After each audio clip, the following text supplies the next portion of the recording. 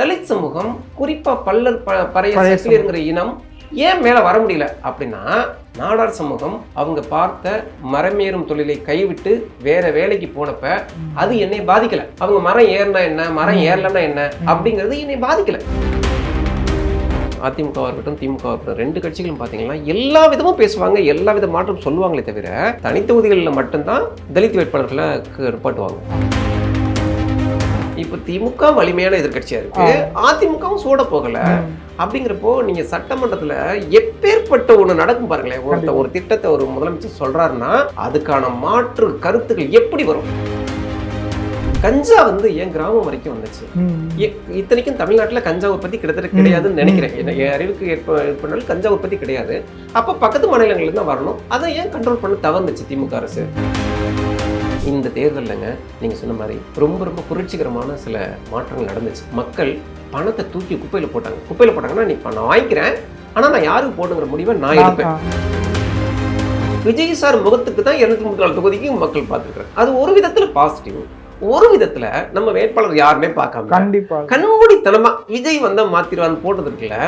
இப்ப நாளைக்கு வந்து நீங்க வந்து ஒரு விஷயத்தை செய்யலாம், விஜய் சார் போய் கேட்பீங்களா? உங்க சட்டமன்ற உறுப்பினர் தான் நீங்க கேட்கணும். இந்த அதிகாரத்து மேல உங்களுக்கு நம்பிக்கை இருக்கா? இல்ல, மக்கள் செய்ய வேண்டிய நம்பிக்கையை புரட்சியை தெளிவாக செஞ்சுட்டாங்க. அதை காப்பாற்றிக்கிறது இன்னைக்கு ஆட்சிக்கு வந்திருக்கிறாங்கல்ல, அவங்க தான் அதை செய்யணும். பணம் இருந்தால் ஜெயிச்சிட முடியும், பக்காவா வியூகத்தை வகுத்தா ஜெயிச்சிட முடியும் அப்படின்னு செந்தில் பாலாஜி மாதிரி நாட்கள் இருக்காங்களே, இந்த அலையிலையும் நாங்கள் ஜெயிக்க முடியும், இந்த அலையிலையும் கோல்டு காயின் கொடுக்க முடியும். நாங்கள் ஓட்டு போட மாட்டோம், ஆனால் மக்களை ஓட்டு போட வைப்போம். இப்போ செந்தில் பாலாஜியோட வெற்றி நீங்கள் எப்படி பார்ப்பீங்க? அவர் ஓட்டு போட மாட்டார், ஆனால் அவருக்கு மக்கள் ஓட்டு போடும். என்னங்க இப்போ நீங்கள் வந்து செண்டு 50,000 வாங்குறீங்க, நான் தலித் சமூகத்தை சேர்ந்தேன், நான் சொல்கிறேன் அண்ணே 60,000 செண்டு அப்படின்னா இந்த இடம் விற்கிறவர் யாருக்கு கொடுக்கணும்? 60,000 கொடுக்கறது கொடுக்க மாட்டாங்க. கிராமத்தில் எத்தனை கிராமங்கள் நான் உங்களுக்கு கொண்டு போய் காட்டணும்? Periyar Maniamai Institute of Science and Technology, Tanjavur. ECE with specialization in AI and ML, IoT, robotics and industrial automation. Kumudam நேயர்களுக்கு வணக்கம். நந்தன் படத்தினுடைய திரைப்பட இயக்குனர் திரு சரவணன் அவர்கள் நம்ம கூட இணைந்திருக்காரு. அவர்கிட்ட இன்னைக்கு இருக்கக்கூடிய அரசியல் பற்றியும் ஜனநாயகத்தை பற்றியும் சில கேள்விகளை இன்னைக்கு நம்ம கலந்து ஆலோசிக்க போகிறோம். வணக்கம் சார். வணக்கம் சார். நந்தன் படத்தில் வந்து ஒரு மிகப்பெரிய அரசியல் பேசியிருப்பீங்க. இப்போ நடந்து முடிந்த தேர்தலில் அதனுடைய பிரதிபலிப்பாக ஏதாவது நீங்கள் பார்க்க முடியுதா? நிச்சயமாக நீங்கள் நந்தனையும் இன்னைய அரசியலையும் சம்மந்தப்படுத்தி பேசுகிறலாம் கேட்க நான் சொல்கிறேன். பொது தொகுதிகளில் தலித் வேட்பாளர்கள் அப்படிங்கிறது இப்போ கிடைச்ச மிகப்பெரிய, இந்த தேர்தல் நடந்த மிகப்பெரிய புரட்சி. ஏன்னா நீங்கள் அதிமுகவாக இருக்கட்டும், திமுகவாக இருக்கட்டும், ரெண்டு கட்சிகளும் பார்த்தீங்கன்னா எல்லா விதமும் பேசுவாங்க, எல்லா வித மாற்றம் சொல்லுவாங்களே தவிர தனித்தொகுதிகளில் மட்டும்தான் தலித் வேட்பாளர்களை நிப்பாட்டுவாங்க. பொது தொகுதிகளில் தலித் வேட்பாளர் எங்கேயாச்சும் அத்திப்பூத்த மாதிரி ஒன்று நடக்கும். ஆனால் அதையெல்லாம் தவிடு பொடியாக்கி இப்போ பட்டுக்கோட்டைன்னு எங்கள் தஞ்சாவூர் மாவட்டத்தில் பொது தொகுதியில் மதன் அப்படிங்கிற தலித் வேட்பாளர் நிப்பாட்டப்பட்டார். மிக கணிசமான வாக்குகள் வாங்கியிருக்கார். அதே மாதிரி பொது தொகுதிகளில் தலித் வேட்பாளர்கள் வெற்றி பெற்று இருக்கிறாங்க. இதெல்லாம் வந்து நிச்சயமாக மிகப்பெரிய புரட்சி. நந்தன் பண்ணினப்போ தலித் பஞ்சாயத்து தலைவர்கள் எந்த அளவுக்கு பாதிக்கப்படுறாங்க, ஒரு பதவிக்கு வந்தும் அரியணையில் உட்கார்ந்தும் அவங்க எவ்வளவு கீழாக நடத்தப்பட்டாங்க, எவ்வளவு அட்டூழியங்களுக்கு ஆட்படுத்தப்பட்டாங்கிறத நம்ம உரத்து சொன்னோம். இது மாதிரிலாம் இன்னமும் நடக்கதான் நீங்கள் கேட்டிங்கன்னா நான் அழைச்சிட்டு போய் காட்டவே தயார் அப்படின்னு நான் சொன்னேன். அதில் படத்துலேயே அந்த கார்டு போட்டிருப்பேன். இன்னைக்கு இந்த தேர்தலில் இந்த வெற்றியில் தலித் சமூகத்துக்கு கிடைச்சிருக்கிற அங்கீகாரம் மிக முக்கியமானது. பெரிய மாற்றத்துக்கான துவக்கமாக இதை நினைக்கலாம். Okay sir. இப்போது திராவிட கட்சிகள் தொடர்ந்து ஆட்சி பண்ணிட்டு இருந்த நம்ம தமிழ்நாட்டில் வந்து பார்த்திங்கன்னா ஒரு மாற்றம் வந்து மக்கள் எதிர்பார்த்தாங்க. அந்த மாற்றினுடைய முகமாக தான் நடிகர் விஜய் வந்து இப்போ தாவேக தலைவர் விஜயா மாதிரி இப்போது கூடிய சீக்கிரம் முதலமைச்சர் ஆகியிருப்பார், விஜயா வந்திருக்காரு. இதை பற்றி உங்களுடைய கருத்து என்னவா இருக்குது? மாற்றம் எதிர்பார்த்தவங்களுக்கு தகுதியான நபர் மாற்றத்தை கொடுக்க வந்திருக்காரா? இல்லை, மாற்றம்ங்கிறது வந்து எப்போவுமே எந்த ஒரு இடத்துலையுமே நடக்க வேண்டிய ஒன்று தான். அதிமுகவுக்கு மாற்று திமுக, திமுகவுக்கு மாற்று அதிமுகங்கிற மனநிலை மாதிரி யாராச்சும் ஒருத்தங்க புதுசாக வருவாங்களா அப்படிங்கிற எண்ணம் வந்து கிட்டத்தட்ட நான் சொல்கிறது 2000லேருந்தே இருக்குன்னு, அதுக்கு முன்னாடிலேருந்தே இருக்குது. ஆனால் அதே நேரம் வேறு வர்றவங்களால தாக்கு பிடிக்க முடியுமா, அவங்களால ஒரு தெளிவான ஆட்சியை நடத்திட முடியுமா அப்படிங்கிற தயக்கமும் மக்களுக்கு இருந்திருக்கு. இப்போ நீங்கள் இந்த வெற்றியை பார்த்தீங்க அப்படின்னா எப்போவுமே தமிழ்நாட்டில் வந்து சென்னை எடுக்கிற முடிவும் கன்னியாகுமரி எடுக்கிற முடிவும் ஒருமித்த முடிவாக தான் இருக்கும். இந்த தொங்கு சட்டமன்றங்களை பெரும்பாலும் அமையாது. ஆனால் இந்த தடவை பார்த்தீங்கன்னா மக்கள்கிட்ட ஒரு வித புரட்சியும் இருக்குது. அதே நேரம் மிகப்பெரிய கணிசமான வெற்றியை கொடுத்து உங்களை சர்வ சுதந்திரத்துக்கு ஆளாக்கிடக்கூடாது, உங்களுக்கு வெற்றியவும் அந்த குதிரையை கட்டுப்படுத்துகிற லகான எதிர்கட்சிகள்கிட்டையும் கொடுக்குற மாதிரி இது வந்து எனக்கு தெரிஞ்சு இந்த தேர்தல் இருக்குல்ல மிக முக்கியமாக கவனிக்க வேண்டிய தேர்தல்.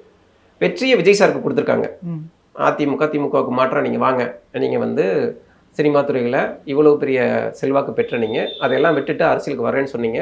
2 வருஷமாக உங்களுடைய பணிகளை சொன்னீங்க, உங்களுடைய திட்டங்களை சொன்னீங்க, மக்கள் மத்தியில் மிகப்பெரிய ஒரு மாறுதலை முன் வச்சிங்க. அதுக்கு மக்கள் அங்கீகாரம் கொடுக்குறோம், வர வச்சாச்சு. அதே நேரம் நீங்கள் அதாவது ஒரு குதிரையில் ஏற்றியாச்சு, அந்த அந்த கடிவாளத்தை வந்து வேற ஒரு ஆள் கையில் கொடுத்துருக்காங்க. இப்போ திமுக வலிமையான எதிர்கட்சியா இருக்கு, அதிமுகவும் சூட போகல.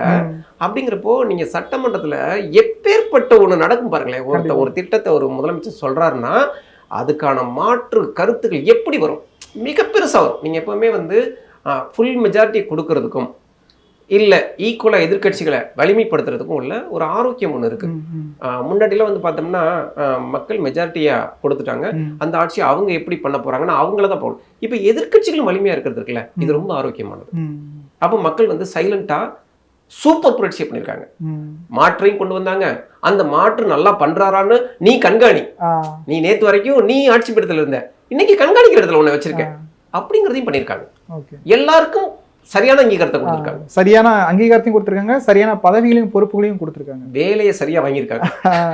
சார் இப்போ இந்த மாற்றுன்னு சொல்றோம்ல, எதனால வந்து மக்கள் இந்த மாற்றத்தை எதிர்பார்த்தாங்க? இதுக்கு முன்னாடி இந்த கட்சிகள் பண்ண தவறா நீங்க என்ன நினைக்கிறீங்க? இல்ல தவறான விஷயங்களா நீங்க என்ன நினைக்கிறீங்க? அதாவது ஊழல், லஞ்சம், அதிகார துஷ்பிரயோகம், சில ஜாதிய ரீதியான பிரச்சனைகள், இந்த மாதிரியான இதெல்லாம் வந்து அதிமுக ஆட்சியில் எந்த அளவுக்கு நடந்துச்சோ அதை தாண்டி திமுகவில் நடக்குது, திமுக ஆட்சியில் எந்த அளவுக்கு நடந்துச்சோ அதை தாண்டி அதிமுக ஆட்சியில் நடக்குது. அப்படிங்கிறப்போ இதையெல்லாம் கட்டுப்படுத்தவே முடியாதா? நீங்கள் போன ஆட்சி பார்த்தீங்கன்னா கஞ்சா வந்து என் கிராமம் வரைக்கும் வந்துச்சு. இத்தனைக்கும் தமிழ்நாட்டில் கஞ்சா உற்பத்தி கிட்டத்தட்ட கிடையாதுன்னு நினைக்கிறேன். என் அறிவுக்கு ஏற்பனாலும் கஞ்சா உற்பத்தி கிடையாது. அப்போ பக்கத்து மாநிலங்கள்ல தான் வரணும், அதை ஏன் கண்ட்ரோல் பண்ண தவறுனுச்சு திமுக அரசு அப்படிங்கிற கேள்வி எல்லாத்தையுமே இருந்துச்சு. இது வந்து அதிமுக வந்தால் மாறாது, அதையே கஞ்சா அதிமுக நீடிக்கும். அப்படிங்கிறப்போ சரி புதுசாக ஒருத்தர் வரட்டுமே அப்படிங்கிற எண்ணம் மக்கள்கிட்ட எல்லாமே இருக்கு. இந்த எண்ணம் வந்து கடைக்கோடி மக்கள் தொடங்கி நகரப்புறத்தில் இருந்த மக்கள் வரைக்கும் வந்திருக்கு. அது என்னன்னா, இப்போ சீமான் ஒரு மாற்றா வந்தார், ஏன் சீமான மக்கள் ஏற்றுக்கல அப்படிங்கிறப்போ வெகு மக்களுடைய நம்பிக்கையே பெறலையா, இல்லை அவரை மக்கள் நம்பலையா, அவருடைய கருத்துக்களை மக்கள் வந்து பொழுதுபோக்கா மட்டும் கடந்து போயிட்டாங்களா? சரி, சீமானுடைய கருத்துக்களை பொழுதுபோக்காகவும் இதெல்லாம் சாத்தியமா அப்படின்னு பார்த்த மக்கள் விஜய் சாருடைய கருத்துக்களை எப்படி ஏற்றாங்க, விஜய் சாரை எப்படி நம்பினாங்க அப்படிங்கிறது இருக்குல்ல, இது பலவிதமான ஒரு டிபேட் நடக்க வேண்டிய ஒரு பகுதி. ஆனால் இன்னொரு மாற்று தேவைங்கிறது மக்கள் மனசுல ஸ்ட்ராங்கா இருந்திருக்கு. அப்ப அந்த மாற்றா நம்ம விஜய் சாரை நம்பலாம் அப்படிங்கிற எண்ணம் இருந்திருக்கு. இதுக்கு வந்து பழைய கட்சிகளுடைய தவறுகள் மிக முக்கிய காரணம் தான், அது மறுக்கவே முடியாது. ஆனா அதே நேரம் டெய்லி இட்லி சாப்பிட்டுட்டு இருக்கேங்க, இன்னைக்கு ஒரு நாள் பொங்கல் சாப்பிட்டு பார்க்கலாமே அப்படிங்கிறதும் மாற்றா காரணமா இருக்கலாம். அதாவது இந்த ஆட்சியில் நிறைய தவறுகள் நடந்துருச்சு, இந்த தவறுகளுக்கெல்லாம் வந்து விஜய் சார் வந்தாருன்னா வெடி பிறக்கும் அப்படிங்கிற நம்பிக்கை மட்டும் காரணம் கிடையாது. வழக்கமான ஆட்சியாவே இருக்கு, வழக்கமான சீனியர் மினிஸ்டர்ஸு, அதே தெரிஞ்ச அதிகாரிகள், இப்படி இல்லாமல் புதுசாக ஒரு நிர்வாகம் வருது. இவங்க யார் அமைச்சர்கள் உட்காரப்போ பார்ப்போம், யோசிச்சு பாருங்க. இப்போ தஞ்சாவூரில் பார்த்தீங்கன்னா மேயர் தோக்கடிச்சிருக்காரு, ஒரு டீ கடைக்காரர் நடத்தின இளைஞர், ஒரு ஆட்டோக்காரர், இந்த மாதிரியான ஆட்கள் ஜெயிக்கிறதுக்குள்ள இந்த மாதிரியான மாற்றத்தையும் மக்கள் விரும்பி இருக்கலாம். புது ரத்தம் பாய்ச்சுவோமே, அது பழைய ஆட்சியோட தவறுகளுக்கு மட்டும் இல்லை, இவங்க என்ன பண்ணுறாங்கன்னு பார்ப்போம். நம்ம வன்முறை படங்களே பார்த்துட்டு திடீர்னு ஒரு ஃபேமிலி படம் போகும்ல, அந்த மாதிரி ஃபேமிலி படமே பார்த்துட்டு திடீர்னு ஒரு வன்முறை படம் பார்ப்போம்ல, அந்த மாதிரி ஒரு மாற்றம் கூட இருக்கலாம். புது ஆட்கள் அப்படிங்கிறப்போ அவங்களால அவ்வளோ பெரிய ப்ரெஷரை வந்து ஹேண்டில் பண்ண முடியுமா, அதை சரியான வழியில் செலுத்திட முடியும் நீங்கள் நினைக்கிறீங்களா? ஏன்னா இப்போ வந்து தாவேக தலைவர் விஜய் வந்து பார்த்தீங்கன்னா இலவசங்களுக்கு எதிராக குரல் கொடுத்தாரு. ஆனால் அவரே வந்து பார்த்தீங்கன்னா இலவசங்களும் அறிவிச்சார் அவருடைய தேர்தல் திட்டத்தில்.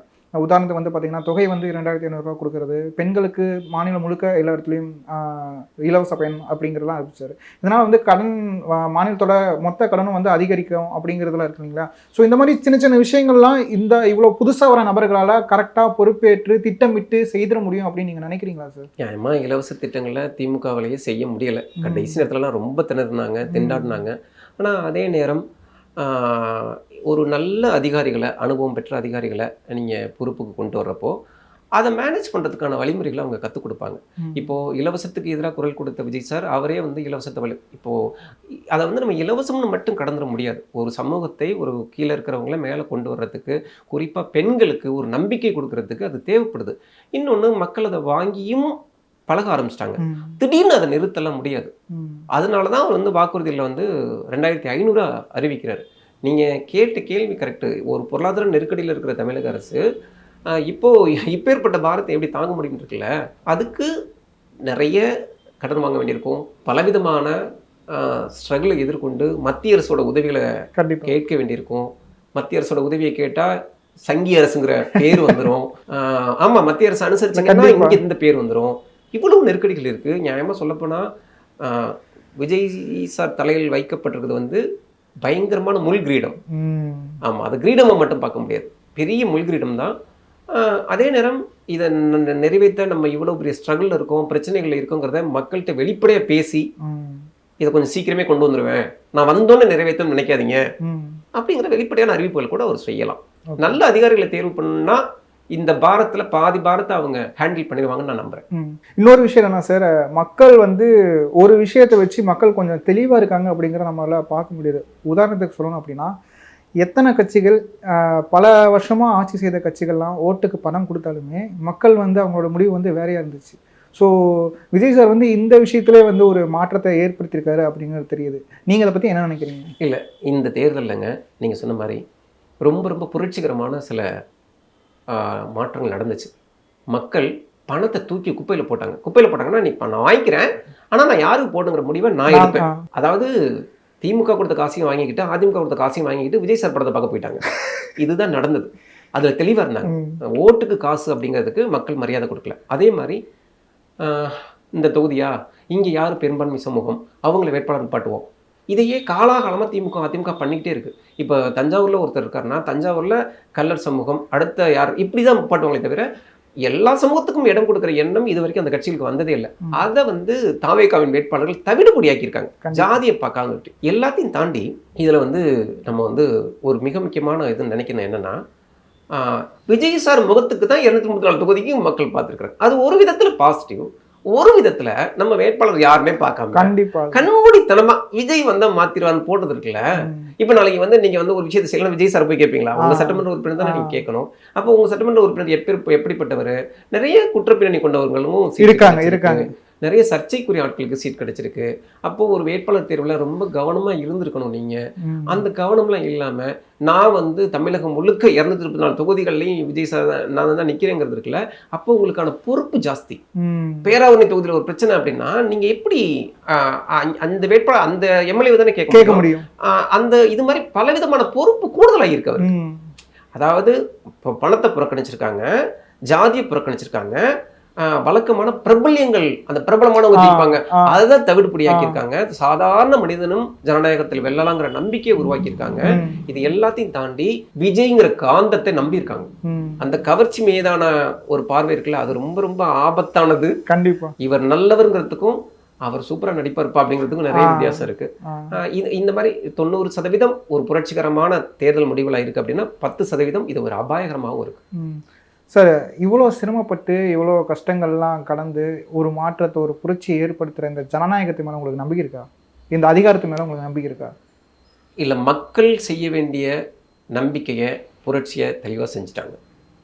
அதை காப்பாற்றிக்கிறது இன்னைக்கு ஆட்சிக்கு வந்திருக்கிறாங்கல்ல, அவங்க தான் அதை செய்யணும். இந்த ஜனநாயகத்தின் மேலே நம்பிக்கை இருக்கான்னு கேட்டால் நீங்கள் கேட்குற கேள்வியோட அர்த்தம் எனக்கு புரியுது. நீங்கள் சொல்கிற மாதிரி பல தொகுதிகளில் பணத்தை புறக்கணித்த மக்கள் லீமா ரோஸை ஜெயிக்க வச்சுருக்காங்க. ஏன் அப்போ இவங்களெல்லாம் தாண்டி லீமா ரோஸ் நல்லவங்க நம்பினாங்களா? என்ன கிடையாது. வீட்டுக்கு வீடு கொடுக்கப்பட்ட பணம் தான் அவங்களை ஜெயிக்க வச்சு. ஒரத்தநாடு தொகுதி எடுத்துக்கோங்க, இவ்வளோ வேட்பாளர்களை தாண்டி வைத்திலிங்கம் நல்லவருங்கிறதுனால தேர்ந்தெடுக்கல.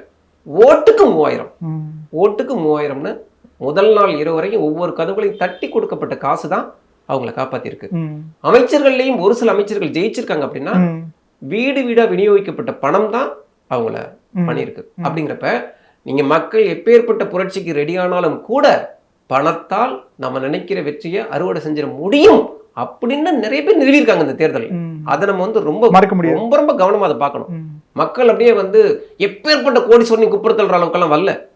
அதுக்கு லால்குடியில ஜெயிச்ச லீமா ரோஸ் மிக முக்கியமானவர். இப்போ இன்னொன்னு சொல்றேன், ஒவ்வொரு தேர்தலையும் ஜாதி கட்சி தலைவர்களை கூட்டணியில வச்சுக்கிட்டு குளத்தூர் முன்னேற்றம் ஏதாச்சும் ஒரு கட்சியில கூட்டு வச்சுட்டு அதுக்கு மக்கள் பேரிடி கொடுத்திருக்காங்க. கருணா சிவகங்கையில தோத்து போயிருக்கிறார். மண்ணச்சநல்லூர்ல பரதன் சிங்கத்தமிழர் முன்னேற்ற கழகம் தோத்திருக்காரு. ஒரு அதிமுக பட்டாங்க தோத்திருக்காரு. அதே மாதிரி கே செல்வகுமார் தோத்திருக்காரு. இவங்க எல்லாம் திமுக அதிமுக அப்படியே மொத்த மக்களும் வந்துருவாங்க கிடையாது. அதுக்கு பதில் கொடுத்திருக்காங்க. ஆனா அதே நேரம் இந்த ஜனநாயகம் தான் நான் சொல்லலை, எல்லா வித புரட்சியும் மக்கள் பண்ணிட முடியாது, படிப்படியான புரட்சியை பண்ணியிருக்காங்க. அதே நேரம் பணம் இருந்தால் ஜெயிச்சிட முடியும், பக்காவாக வியூகத்தை வகுத்தா ஜெயிச்சிட முடியும் அப்படின்னு செந்தில் பாலாஜி மாதிரி நாட்கள் இருக்காங்களே, இந்த அலையிலையும் நாங்கள் ஜெயிக்க முடியும், இந்த அலையிலையும் கோல்டு காயின் கொடுக்க முடியும், நாங்கள் ஓட்டு போட மாட்டோம் ஆனால் மக்கள் ஓட்டு போட வைப்போம். இப்போ செந்தில் பாலாஜியோட வெற்றி நீங்கள் எப்படி பார்ப்பீங்க? அவர் ஓட்டு போட மாட்டார் ஆனால் அவருக்கு மக்கள் ஓட்டு போடும். என்னங்க இது? அப்போ இது ஜனநாயகத்துக்கு கிடைச்ச மிகப்பெரிய தோல்வி கிடையாதா? அதுக்கு காரணம் 1000 காரணம் சொல்லலாம். அப்போ எனக்கு தான் 1000 காரணம். என்னுடைய பொருளாதார பிரச்சனைக்கு எனக்கு இருக்கிற கஷ்டத்துக்கு 25,000 செலவு பண்ணிட்டு நான் ஊரில் போய் ஓட்டு போடுறேன்ல. அவர் என்ன சொல்றாரு, கரூரில் கோயம்புத்தூர்ல வந்து நிறைய சிக்கல்கள் பணிகள், அந்த பணிகளுக்கு அதை மக்கள் ஏத்துக்குருவாங்களே. அப்போ ஏத்துக்கிட்ட மாதிரி தான் இருக்குது வெற்றி. அவர் ஓட்டு போட வர மாட்டாரு ஆனால் அவருக்கு எல்லாரும் ஓட்டு போடணும். அப்போ ஜனநாயகத்தை பின்னால கொக்கி போட்டு இழுக்கிற அளவுக்கான கூத்துகளும் இந்த தேர்தல் நடந்திருக்கு. சரி, இதே தேர்தலில் வந்து வேங்கை வயல் மாதிரியான கிராமங்கள் வந்து சில கிராமங்கள் தேர்தலை புறக்கணிச்சிருக்காங்க. இதை என்னவா பார்க்குறீங்க சார்? இல்லைங்க, அதாவது முன்னாடிலாம் பார்த்தீங்கன்னா நிறைய பேர் தேர்தலை புறக்கணிப்பாங்க, அதிகாரிகள் கூப்பிட்டு பேசுவாங்க. ஆனால் இந்த இதில் எல்லாருமே இந்த தேர்தல் பார்த்தீங்கன்னா எல்லாரும் எப்படா எலெக்ஷன் வரும் இந்த மனநிலையில் இருந்தாங்க. மக்கள் வந்து ஒரு திருவிழா மூடில் இருந்தாங்க. சைலண்டான அந்த புரட்சிக்கு ரெடியாக இருந்திருக்காங்க. அதை வந்து கருத்து கணிப்பாளர்களும் ஊடகங்களும் தான் அதை கவனிக்க தவறிடுச்சே தவிர மக்கள் வந்து கூட்டமாக போய் ஓட்டு போடணும் அப்படிங்கிற எண்ணத்தில் தெளிவாக இருந்திருக்கிறாங்க. அப்போ அதே மாதிரி தானே வேங்கைவேல் மக்களும் நாங்குநேரி மக்களும் இருந்திருப்பாங்க. அப்போது அவங்க தங்களுக்கான தீர்வு கிடைக்கல. இப்போ வேங்கைவேல் மக்களை எடுத்துக்கோங்க. குடிநீரில் மலம்ங்கிறது இந்த காலகட்டத்தில் நெஞ்ச இருக்கிற, அதாவது நினைச்சாலே கூனி குறுகிற அளவுக்கான கொடூரம். அந்த கொடூரம் நடந்துருச்சு. அதுக்காண்டி ஒவ்வொரு வாட்டர் டேங்க்கும் அரசாங்கம் வந்து பாதுகாப்பு பண்ணுமான்னு நாங்கள் கேட்கல. ஆனால் அந்த குடிநீரில் கலக்கப்பட்ட மலத்துக்கு அந்த அந்த அந்த வழக்குக்கு ஜோடனையான சில விஷயங்கள் கற்பிக்கப்பட்டு ஜாதிய ரீதியாக அந்த விசாரணை அணுகப்பட்டு வேற 2 சமூகத்தை காப்பாற்றுறதுக்காண்டி பாதிக்கப்பட்ட சமூகத்தையே பலிகடாக்கி போன ஆட்சியில் அந்த கூத்து இருக்குல்ல, அதை அந்த மக்கள் எல்லா விதத்திலையும் போராடிட்டாங்க. போராடினவங்களே குற்றவாளி நீங்கள் காமிச்சிட்டீங்க. அதுக்கப்புறம் அந்த மக்கள் போராடுறாங்க. தங்களுடைய எல்லா வித போராட்டமும் நீர்த்து போகிற நிலைமையில் நாங்கள் இந்த தேர்தலில் நாங்கள் ஓட்டு போட மாட்டோம் அப்படின்னு புறக்கணிப்பு போராட்டத்தை நடத்துகிறப்ப மக்கள் அப்படி போராடுறப்ப என்ன பண்ணணும்? ஒரு மாவட்ட ஆட்சியர் அந்த மக்களை போயிட்டு பேச்சுவார்த்தைக்கு அழைக்கணும், அடுத்துக்கிட்ட அதிகாரிகளை பேச்சுவார்த்தைக்கு அனுப்பணும். காவல்துறைக்கு மாவட்ட கண்காணிப்பாளர் அந்த பகுதிக்கு போய் உங்களுக்கான விஷயங்களை நம்ம சரி செய்வோம் அப்படிங்கிற நம்பிக்கை. இவங்க யாரும் பண்ணாதப்ப என்ன பண்ணணும்? அதிமுக திமுக உள்ளிட்ட கட்சிகள் போயிருக்கணும். நம்ம பிரச்சனை பேசுவோம், இப்படி நடந்துருச்சு, இருங்க உங்க உணர்வுகளுக்கு மதிப்பளிக்கிறோம், ஆனா அதுக்காண்டி தேர்தல் ஜனநாயகத்தை புறக்கணிக்காதீங்க, உங்க கையில இருக்கிற ஒவ்வொரு ஓட்டும் ஒவ்வொரு புரட்சி அப்படின்னு சொல்லியிருக்கணும். அந்த நீ புறக்கணிச்சிட்டு போ அப்படிங்கிற மாதிரி அந்த பகுதிக்கு நீங்க வாக்கு கேட்க போகாம நீங்க புறக்கணிச்சிருக்கீங்க. இது எவ்வளவு பெரிய துயரம். ஒரு மனிதனுடைய கோபத்தை, ஒரு மனிதனுடைய தார்மீக உணர்வை புறந்தள்ளிட்டு உன்னுடைய 60 ஓட்டு 70 ஓட்டு எதையும் தீர்மானிக்காது, தலித் ஓட்டு தானே, இந்த எண்ணத்தை தவிர வேற எதனால அவங்க போகாம இருந்தாங்க? சின்ன கட்சிகள் கூட போல அந்த ஊருக்குள்ள யாருமே போகாம அந்த மக்கள் வந்து ஓட்டு போடுற அன்னைக்கு ஒவ்வொரு மக்களும் விரல் அந்த மை சுமந்த விஷயத்தை பெருமை அடையாளம் காட்டுறப்ப அந்த பகுதி மக்கள், வேங்கை பகுதி மக்கள் மட்டும் அப்படியே அமைதியா இருந்தாங்களே, அது எவ்வளவு பெரிய துயரம், அது எவ்வளவு பெரிய, அதாவது ஒருத்தருடைய கோபத்தை கூட நீங்க கண்டுக்காம போறது அந்த மலம் கலந்த கொடுமையை விட அதிகமான கொடுமையா இல்லையா? ஆனா தேர்தல் வெற்றிகளுக்கு பிறகு அந்த பகுதி மக்கள் பேசினாங்க, இந்த வெற்றியை பெருசா கொண்டாடினாங்க. ஆளுங்கட்சி எதிர்கட்சிக்கு வந்து சம்மட்டி அடுத்து, அதாவது நாங்க ஓட்டு போட்டு தோத்துருந்தா கூட எங்களுக்கு போல சந்தோஷமா இருந்திருக்காதுங்கிற அளவுக்கு பேசினாங்க. இப்போ வந்திருக்கிற அரசாவது இந்த மாதிரியான வழக்குகளில் குறிப்பா ஒடுக்கப்பட்ட மக்கள் மீது நடத்தப்பட்ட பலவிதமான கொடூரங்களில், வேங்கையில் மட்டும் சொல்ல, நாங்கள் உள்ளிட்ட எல்லா விஷயங்களையும் சொல்ல, அதுல ஒரு சிறப்பு கவனத்தை ஏற்படுத்தி சிறப்பு அதிகாரிகளை நியமிச்சு அந்த மக்களுடைய முதல்ல உணர்வுகளுக்கு தலைவணுங்கிற விதமா உட்கார்ந்து பேசி அவங்களுக்கான தைரியத்தை கொடுத்து நம்பிக்கையை கொடுத்து இந்த வழக்கை நியாயமான முறையில் நடத்தணும். எதனால ஜனநாயகத்து மேல நம்பிக்கை இருக்கான்னு உங்ககிட்ட கேட்டேன் சார். இந்த மாதிரியான ஒரு புறக்கணிப்பு இருக்கு இல்லைங்களா, இது வந்து பல்வேறு வகையில் பல்வேறு முறையில் வந்து மக்கள்கிட்ட வந்து மறைமுகமாகவோ நேரடியாகவோ நிகழ்ந்துக்கிட்டே இருக்க தொடர்ந்து, அவங்க ஆட்சியில் இருந்தாலும் சரி ஆட்சியில் இருந்தாலும் சரி. ஸோ அப்படி மக்களுக்கு நிகழ்ந்தாலும் அந்த மக்கள் ஏதோ ஒரு நம்பிக்கையில் வந்து தங்களுக்கு நியாயம் கிடைச்சிடும். இப்போ நீங்கள் சொன்னீங்க இல்லையா, வேங்கை வயல் மக்கள் வந்து அந்த வெற்றி வந்து தங்களுக்கு கிடைச்ச வெற்றி மாதிரி பார்த்தாங்க அப்படின்ட்டு. மக்கள் திரும்பி திரும்பி நம்பி ஏமாறுறாங்களோ, மக்கள் திரும்பி திரும்பி ஒரு தவறான தலைமைகள் கிட்ட போகிறாங்களோ அப்படிங்கிற ஒரு பயமும் ஒரு ஆற்றாமையும் தான் என்கிட்ட இருக்குது. அதனால தான் கேட்டேன், இந்த ஜனநாயகத்தால் நமக்கு என்ன கிடைக்குது அப்படிங்கிற ஒரு கேள்வி. நீங்கள் அதில் என்ன அறிவார்ந்த கேள்வி கேட்குறீங்க அப்படின்னா, இப்போது ஸ்டாலின் சார் இருந்தார், திரு எடப்பாடி பழனிசாமி சார் இருந்தார், திரும்ப இன்னொரு அரசியல் தலைவராக வராமல் ஒரு சினிமாக்காரர் வந்திருக்கிறாரு அப்படிங்கிறப்போ அவங்களுடைய அறிவு என்ன, அவங்களுடைய தெளிவு என்ன, அவங்களுடைய அனுபவம் என்ன, அவங்களுடைய கொள்கை கோட்பாடுகள் என்ன, அவங்களுடைய சித்தாந்தம் என்ன, எதுவுமே இல்லாமல் இவ்வளவு காலம் சினிமாவில் நடிக்கிற விஜய் சாரை பார்த்தோம், இனி முதலமைச்சர் விஜய் சாரை பார்ப்போம், இப்படி தானே இருக்குது. அப்படிங்கிறப்போ எல்லா வித மாற்றத்தையும் ஏற்படுத்துவாங்கங்கிற கேள்வி எனக்கும் இருக்குதான். ஆனால் அதே நேரம் நேற்று நடந்த அநீதிகளுக்கான ஒரு மாற்ற உருவாக்குனதுல மக்களுடைய வெற்றி. இந்த மாற்று உண்மையான மாற்றா இல்ல ஏமாற்றா அப்படிங்கிறது போக போக தான் தெரியும். அதுக்காண்டி நம்ம ஜனநாயகத்தை ரொம்ப புறந்தள்ளிட முடியாது. நம்பிக்கை தானே வாழ்க்கை. சார், உங்களுடைய படங்கள்ல வந்து பாத்தீங்கன்னா நில அரசியல் அப்படிங்கிறது ரொம்ப முக்கியத்துவம் வாய்ந்ததா இருக்குது. இந்த காலத்துல இந்த வியாபார யுகத்துல, நவீன யுகத்துல வந்து பாத்தீங்கன்னா நிலம் அப்படிங்கிறது ஒரு தனிப்பட்ட மனிதனுக்கு எவ்வளவு முக்கியத்துவம் வாய்ந்ததா இருக்குது. ஒரு தலித்துன்னு தாண்டி ஒரு சாதாரண ஒரு மனிதனுக்கு, தலித்துன்னு புறந்தள்ளிடவும் முடியாது, ஒரு தலிதா இருக்கட்டும், இல்லை யாரோ ஒரு வேறு இனத்தை சார்ந்தவர்களாக இருக்கட்டும், அவர்களுக்கு வந்து பிதைக்கிறதுக்கு கூட நமக்கு வந்து இடம் கிடைக்கல அப்படிங்கிற ஒரு காட்சியை நீங்கள் அந்த படத்தில் வச்சுருந்தீங்க. கத்துக்குட்டியில் வந்து பார்த்தீங்கன்னா அது வேறு மாதிரி காட்சிப்படுத்தீங்க. வியாபாரமயமாக்கிறதுக்காக வந்து ஆதிக்க வர்க்கத்தால் வந்து நிலம் வந்து சுரண்டப்படுது அப்படிங்கிறது. இந்த நிலம் எவ்வளோ முக்கியத்துவம் வாய்ந்ததாக இருக்குது ஒரு தனிப்பட்ட மனிதனுக்கு? இல்லை, எனக்கு ஒரு 10 சென்ட் இடம் வேணுங்கிறது இருக்குல்லங்க, எனக்கு ஒரு வீடு வேணுங்க, எனக்கு ஒரு இடம் வேணுங்கிறது. நீங்கள் இடத்துக்காக ஒருத்தரை இயங்க வைக்கிறது, இடத்துக்காண்டி ஒருத்தரை நிர்கதியாக நிற்க வைக்கிறது, அவருடைய மொத்த உணர்வுகளையும் அவருடைய மொத்த உரிமைகளையும் படுகொலியில் தள்ளுற மாதிரி. நான் வந்து இந்த இடத்துல நிர்வாணமாக நின்னேன் அப்படின்னா என்னால் இந்த இடத்த விட்டு வெளில போக முடியாது. வெளியில் எனக்கு பிடிச்சவங்க இப்படி யாரும் வந்தால் கூட அவங்கள போய் பார்க்க முடியாது. ஏன்னா நான் நிர்வாணமாக நிற்கிறேன். நான் நிர்வாணமாக போய்ட்டு அவங்கள பார்க்க முடியாது. இந்த மாதிரி தான் இடம். இடம்ங்கிறது எனக்கான வாழ்வியல் உரிமை, என் குடும்பத்துக்கான பாதுகாப்பு.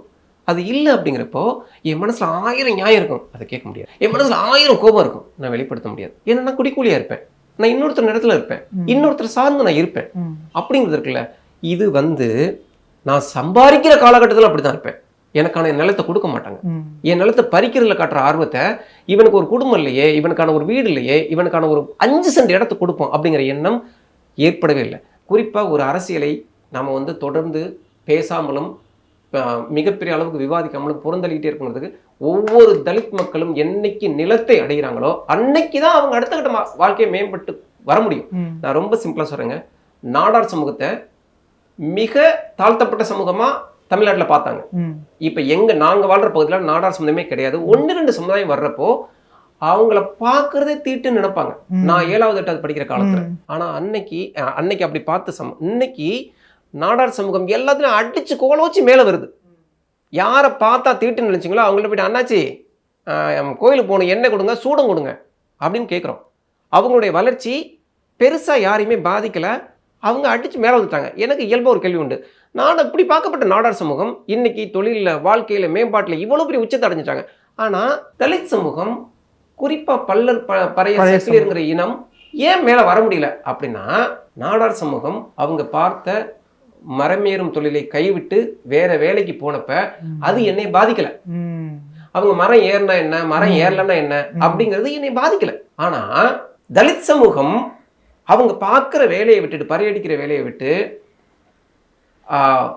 சாக்கடை சீரமைக்கிற உள்ளிட்ட வேலைகளை விட்டு வெளியேறப்ப அது என்னை பாதிக்குது. நான் பதறேன்.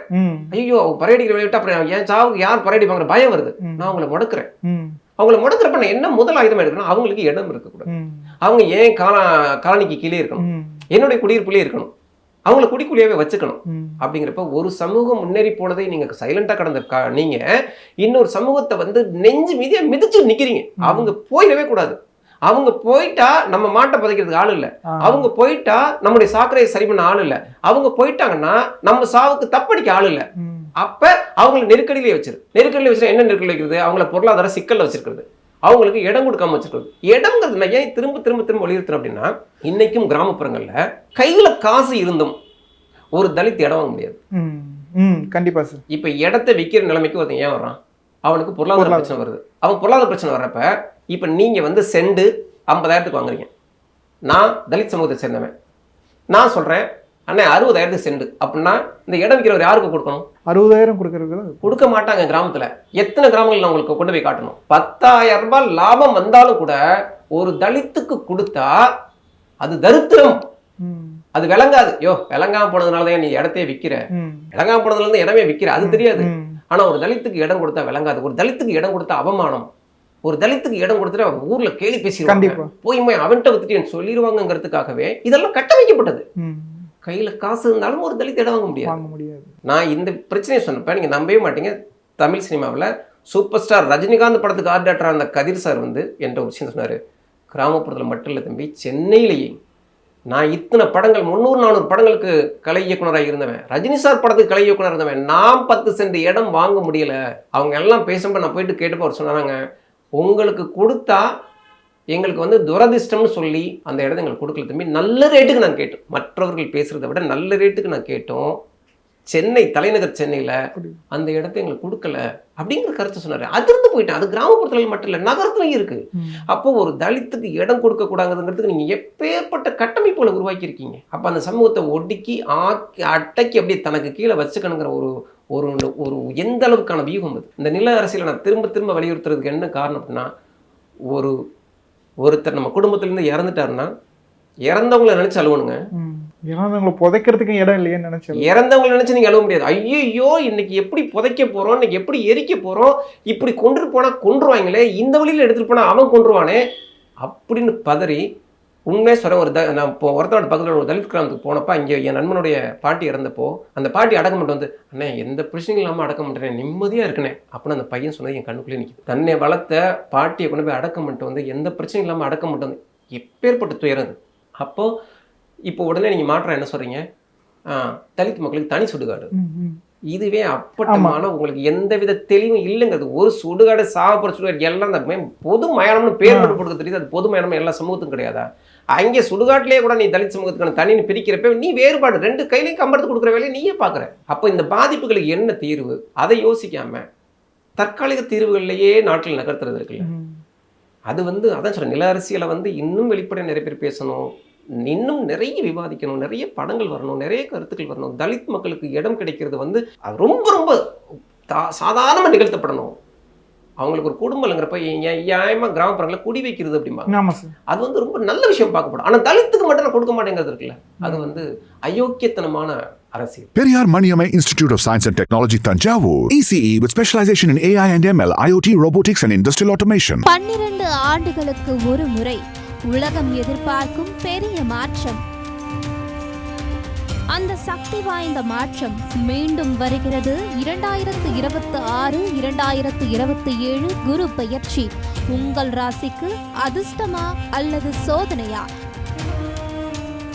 4 முன்னணி ஜோதிடர்கள் ஒரே மேடையில் துல்லியமான கணிப்புகள், 12 ராசிகளுக்கும் தனித்தனி பலன்கள். நடந்து போகக்கூடிய விஷயங்கள முன்னேற்றமான செயல்பாடு போகக்கூடிய என்ன விஷயம் உங்களால் உதவி செய்ய முடியுமோ உதவி செஞ்சீங்கன்னா சூப்பராக இருக்கும்.